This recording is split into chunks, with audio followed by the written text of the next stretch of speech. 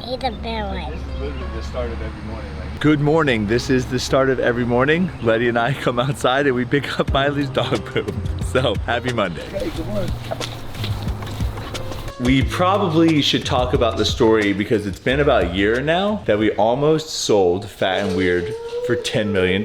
Some people know about because we were really excited, and then about 4 days out of the deal, it fell through. So we used to do protein pancakes or waffles in the morning, and then Letty decided that she didn't want to eat anything unless it was a cupcake. So I'm gonna show you how to make a protein cupcake.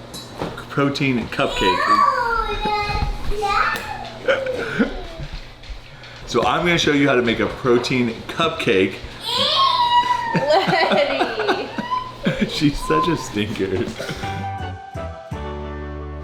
So you do about a half a serving of the pancake mix to make 4 cupcakes I'm gonna do. That's 30 grams of the cupcake mix. And then you're gonna do just a little bit of protein powder, measured out, probably like a third of a serving, which would be like 10 grams. Just gotta add water.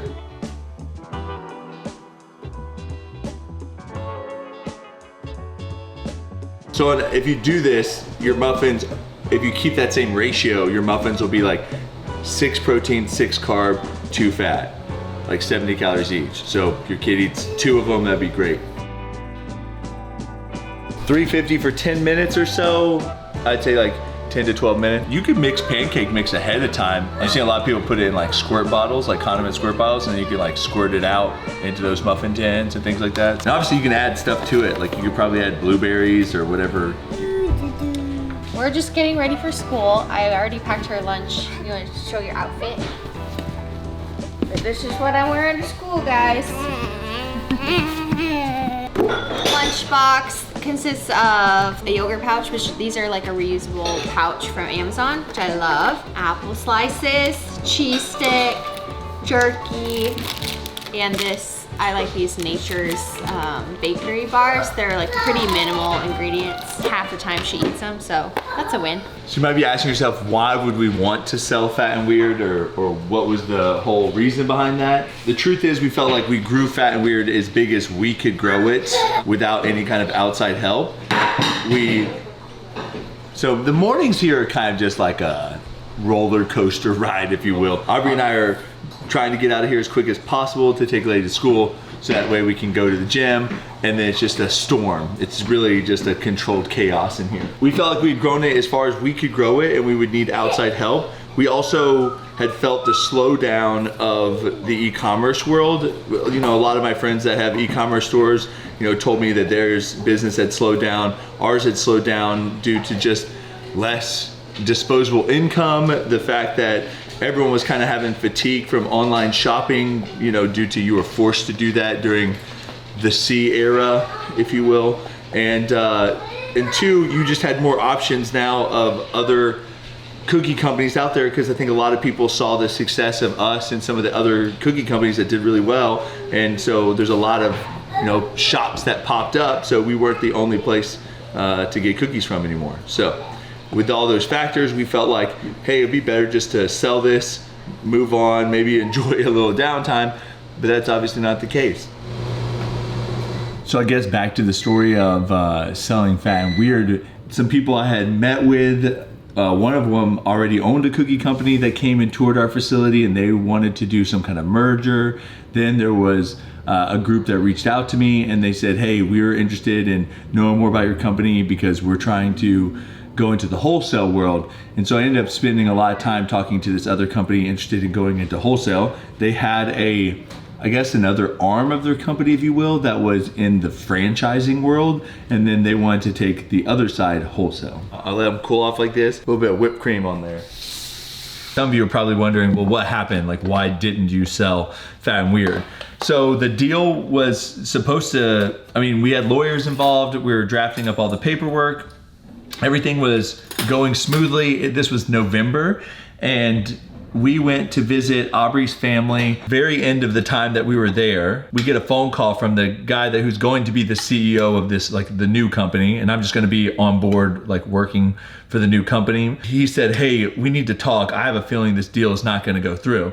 And we had formed a really great relationship. He was a really nice guy. He wanted the deal to go through, but there was I guess a money man involved, and then a VC group who was going to dump some more money into this. And he's like, I just feel like some things are going weird. I don't think the VC group is going to be joining in. And I think if the VC group doesn't join, then the guy who was the owner of the group purchasing us wouldn't be able to come up with the money, and the whole deal was going to fall through. The whole time we were in Montana, I was on these back and forth phone calls and, meetings and stuff. But, long story short, they just couldn't come up with the money once the venture capitalist group didn't want to partner with them. And the VC group was partnering with them on the franchise side and the wholesale side. It was sad because I'd spent about $50,000 in legal fees getting like all this paperwork drafted and all that stuff for this merger or acquisition. And then I was just out all that money. And that's kind of where I was at. When they backed out, I was like, well, what do I do now? Like, this was,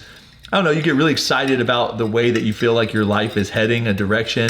Aubrie and I, with $10 million would be able to kind of like take some time off and just relax for a little bit. But that's not the case. So I was like, well, we better figure out what we want to do with Fat and Weird, and we need to push in that direction. I had been on Max Tuning's podcast. How did you guys meet? Chuck E. Cheese. Pathetic. Talking about like the wholesale side of things, and someone reached out to me from that podcast and was like, hey, I am the vice president of sales for my company. We are currently selling the company to someone that's bought us out, and I would love to come work for Fat and Weird in the wholesale market. So I actually hit him up and was like, hey, this merger and acquisition thing didn't go through, but we want to push into wholesale. Are you interested in working for me? And he was. And so now he's been on board for coming up on, a year. I think December will be a year. We have a lot of great things coming down the pipeline in the wholesale world because of him.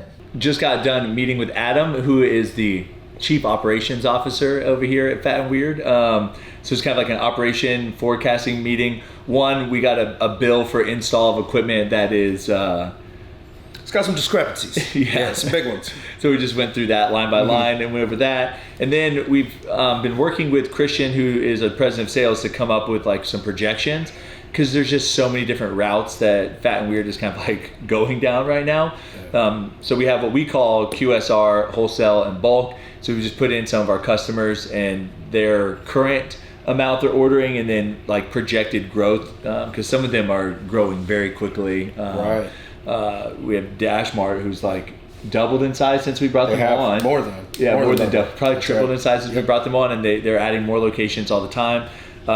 Cloud Retail is a company we've been working with. They put in their initial order, and before we even got it fully shipped out, they were already putting in another order to come after that.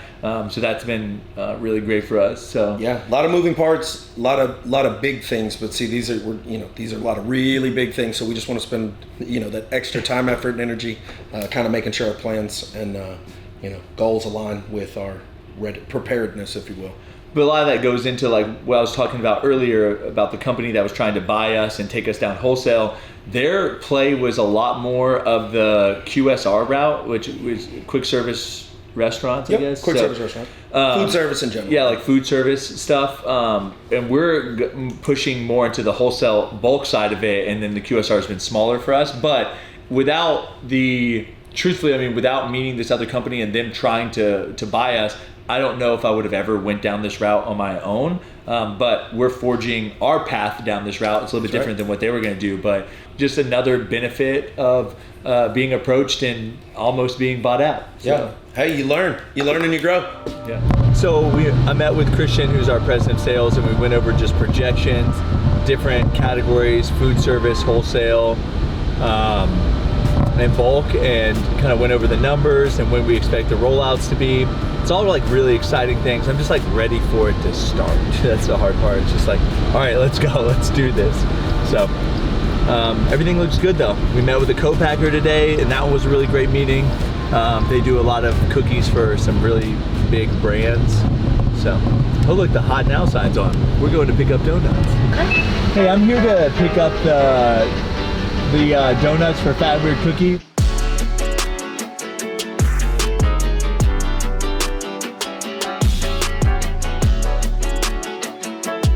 Bye, thank you.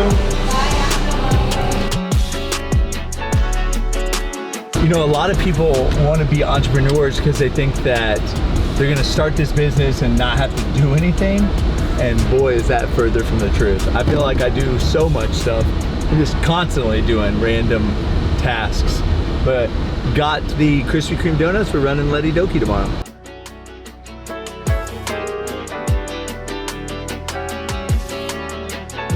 Hey Letty! I got you something! I got you a present! I got you a present! Yeah. Look what I got! Yeah. You want them? Oh! Do you know what it is? What is it? Oh my gosh. I thought they were gonna be like the regular ones.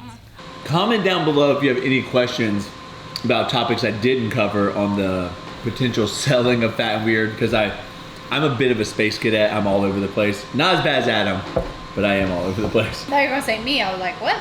No. What? What in the world? Poopy.